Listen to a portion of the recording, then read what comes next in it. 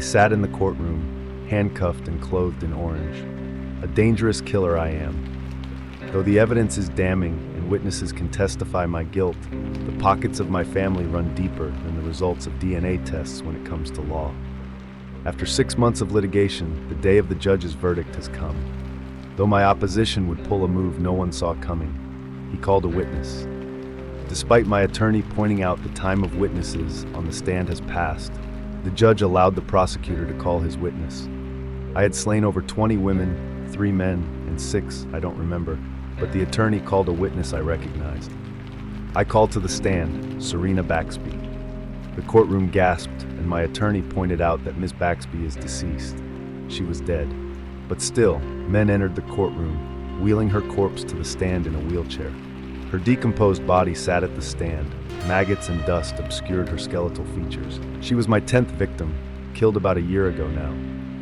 No one seemed to understand the point. Was it a cruel joke? People were taken aback by the sight and smell as the prosecutor pulled out something from his suitcase, an old book. He opened the book and began whispering as the lights flickered. My lawyer attempted to object, but for some reason, the judge found this ritual to be perfectly fine. Suddenly, the corpse jolted. The lights dimmed. I stood to catch a better look at the reanimating corpse. Just as fast as I stood, the corpse rose to its feet as well. The prosecutor screamed Serena's name and asked her, "Who took your life?" She pointed her decrepit finger to me. They repeated this process over and over again. I got to revisit most of my victims. The evidence was now too damning. Straight from the afterlife, my victims condemned me with truth.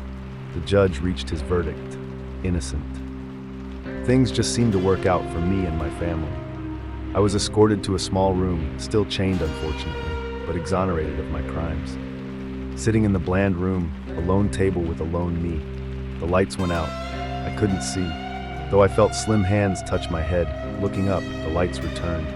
The frail hand was of bone, of one of my nameless sins. The bony hand clenched onto my helpless scalp, pouring blood down my face.